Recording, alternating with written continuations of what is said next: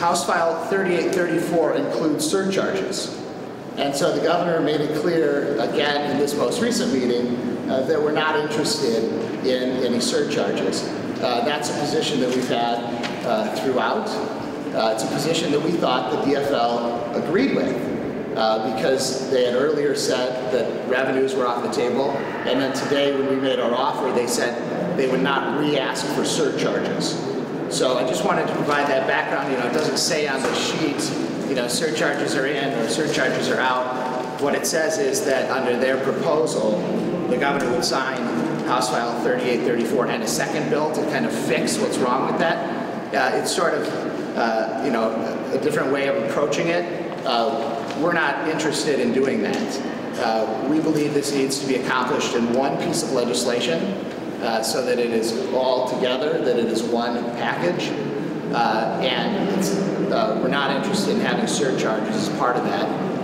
And everybody's been well aware of that for quite some time. So it's just one point, one piece of this, but I wanted you to have that context as we move forward. And again, we'll be making a counteroffer soon.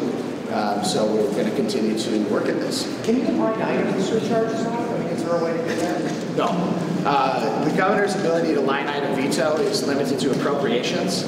And so you can't line item, particular surcharges or tax increases or that kind of thing. Brian, certainly said earlier that they wanted the first bill signed because it would take too long to drop a whole new bill. But he said, well, anyway, the second bill would get rid of the surcharges, and they could both be on the governor's desk at the same time, not one had to be signed and then the other one would come later.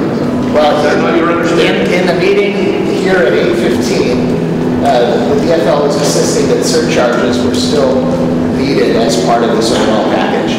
So, maybe that was asserted earlier, and as I said earlier today, the DFL leaders had told us that they weren't going to re-ask for surcharges. And so we had, made an offer that took away the HHS cuts, that took away early expansion, that took away the surcharges. That was the basis of the initial offer. And so we thought we were moving forward from that position, and then instead we find ourselves now still revisiting something that we thought the DFL had agreed to earlier today, and honestly several days ago, when they had said that new revenues were off the table. Do they have enough time to put together a whole new bill? Well, I'm I'm no reviser, so you'd have to check with the revisor's office. Maybe they can provide some guidance. Many of these legislators who are part of this discussion have been here longer than I've been alive, so they might have some understanding about how quickly bills can come together. I know that in past years we've seen legislation come together relatively quickly. I think that's why, from our perspective, this idea that the governor would sign House File 3834 that was passed earlier and then sign a second bill just doesn't hold water for us. You can amend that large bill, you can make it work, and then we can be certain that everything that's in that bill is one package, not, sign this one and then here comes a second one that, is supposed to fix all of these things. That would be very unique, I think, at the Minnesota legislature to have one bill and then have a second bill come along and purport to fix or change a number of items in that first bill. So are you close with the Democrats, or how would you characterize how far or close you are? Well, I think there's a lot of agreement. I mean, if you look at the offers and the broad context, there are many places where we see eye to eye. But one where we don't is the issue of surcharges. And so we need to get that straightened out. We're coming up to 3 hours left before the end of this legislative session, before the end of the time where bills can be acted upon. So we have to do this pretty rapidly. We made our last offer at about 6:15 p.m. and then we didn't hear back from the Democrats till about 8 p.m. So we're at a point where you can't take an hour and 45 minutes to come back with, a barely amended version. We've got to start making progress here. So, but there are lots of areas where we see eye to eye. There are a couple still where we don't, but certainly it's within range, I think. Brian, how far, if any, did the surcharge thing set back the negotiations?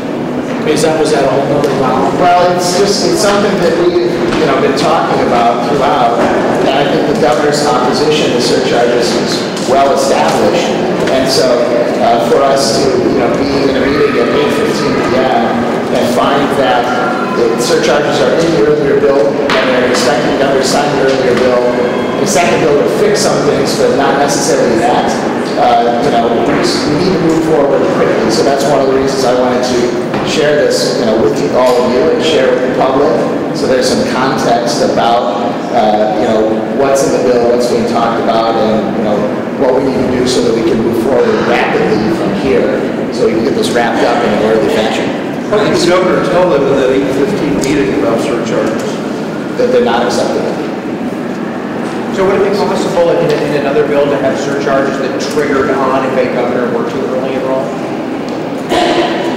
Well, I don't think anybody's even considering that at that point, so I certainly don't want to, get into topics that aren't even part of the discussion at this stage of the game. That's all. I'll get you guys information when we do the counteroffer later. Thanks.